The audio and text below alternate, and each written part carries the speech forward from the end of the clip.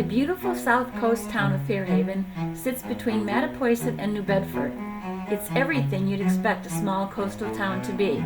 Friendly, full of history, and absolutely gorgeous. I'm here with Chris Vasconcelos of Harborside Upcycled. I knew that. Harborside Upcycled. He does beautiful work with rope. So tell me, how did you start doing this? All right. The summarized version. In 2016, I ended up getting a divorce, and I had two young children. And to take their mind off of what was going on, even though it wasn't that terrible, we would walk the beach and pick up sea glass and seashells, and every 2 or 3 feet we bumped into little pieces of rope, something like this. And the colors were beautiful, vibrant colors, pinks and purples and blues and yellow. And I said, geez, what can I do with this? And I had a lot of free time on my hands, so I ended up making coasters out of rope for the furniture that I was buying, and so my kids wouldn't destroy it. And then ended up making bracelets, and this was the very first, I guess, most popular item that I started making was fishing net bracelets out of old fishing net twine. And again, this I counted about 18 to 20 different colors that fishing net comes in, depending on the seafood that's being caught and what the net is doing. And I didn't want to add an extra piece of a purchased item to the bracelet. So this is 100% fishing net twine. And I'm a machinist, so I ended up making a little tool that would emboss my logo directly into the bracelet, along with 8 to 10 different nautical symbols that are also embossed directly into the plastic, which makes it, as far as Google's concerned, the only bracelet on the planet that's 100% recycled fishing net. That's awesome. And then I said, boy, I want to do something else. I can't fit this around my neck or my ankle or my wrist. So I stuffed it into a frame, and this is kind of how it started, was short little pieces of rope that we'd find along the beach. And then I put it into a frame, and then I said, geez, I wonder if I could make that look like a wave. And then that's kind of when it really took off for me, is people loved the fact that it looked like a wave. And again, the colors, I don't dye the colors or add paint at all. So I have to carefully choose the different colors and separate them, and I have fun with it. And I don't know, I thought it was unique enough, and went and got a U.S. copyright, and was granted about a year later a U.S. copyright for my wave. I was pretty excited about that, and tried to get my children excited, and they both help with little parts of the process. My oldest son makes the waves. My youngest son makes these little guys. Helps with bracelets. Yeah, and they help with shipping and receiving and finding things. It's fun. So is all the rope recycled rope, or are you at the point now where you have to actually purchase rope? No, all the rope is recycled. It's either donated. There's a lot of local cleanups, like Mary Lou. She does a lot of local cleanups around the harbor.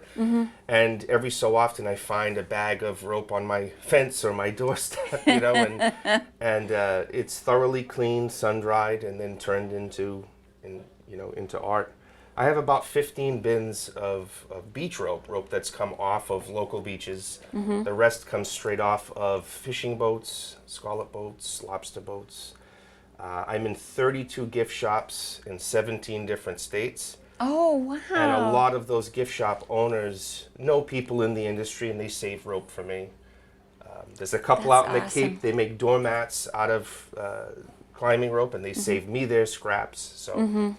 Good news is it's all plastic and it's all recycled, and everything that you see inside a frame isn't in a landfill or floating around in the ocean. Right, that's a big deal. Well, it is. So you have an online store as well? Yes, Harborsideupcycled.com. And how long have you been doing this? Officially on the books 2 years, and then the first year was me trying to figure out what I wanted to do. Right. There's many different things. I was making buoy lamps and driftwood products and bracelets and coasters, and I had to narrow down everything that I was making, and it was the gift shop owners who had been doing it for 20 and 30 years who said, Chris, I've never seen anything like this. And that's what I continue to push is the framed rope art. Right, because it is different from anything else. That's what I'd like to think is it's unique and different. And I want to keep doing that and doing giant pieces like this. The Millicent Library in town was interested in doing something like this over there. I made a 10-foot wave for a bar in a rooftop bar in New Bedford. They're the only rooftop bar in the city. It's Play Arcade. And the gentleman said, can you put something like this across the front of the bar? It's a tiki bar and it stays outdoors. And I said, yeah. And it took a good part of my weekend, but a 10-foot wave, that's the biggest one yet. But that's awesome. I'd love to make something bigger. Yeah. Yeah.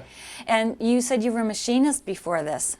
Well, I teach mechanical engineering technology in Rhode Island at New England Tech. And one of the courses I teach is machining. So I often try to incorporate what I teach, what I've known in industry, and manufacturing tools that I need to make different products. Like this anchor is burned into the rope, and it's a branding iron that I machine myself. And I also have another product where I burn the same branding iron directly into the rope. And so no colors or dyes are added. When the rope is hit with a little bit of heat, it changes color naturally.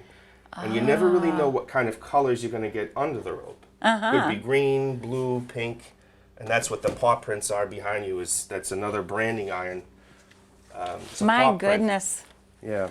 That's beautiful. I saw lots of paw prints that were stamped or inked or painted, and I thought it would be really cool to make one that was branded.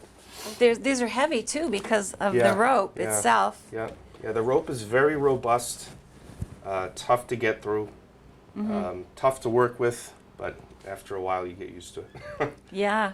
Are you still teaching? I am still teaching. Yeah, I teach full time. Right now I have the summer off. Off. You're going to be busy. I try to stay busy, and it helps with everything, and I can't sit still, so, Excellent. Well, thank you for showing us your store and what you do with this just beautiful work, and it is very unique. Well, thanks for stopping by. I appreciate it. Yeah, I love showing it off. And there's a reason for that. It's beautiful. Thank you. Thank you. Yeah, go do some more pecking. How do you say it? You got it. Well, it's Fairhaven. Fairhaven? It's not Fairhaven? It could be. Could be. So I keep hearing. In Fairhaven. Fairhaven. Okay. And you? How do you pronounce Fairhaven? That's a Japanese Fairhaven. This is Fairhaven. He says Fairhaven. Fairhaven. Fairhaven. There you go.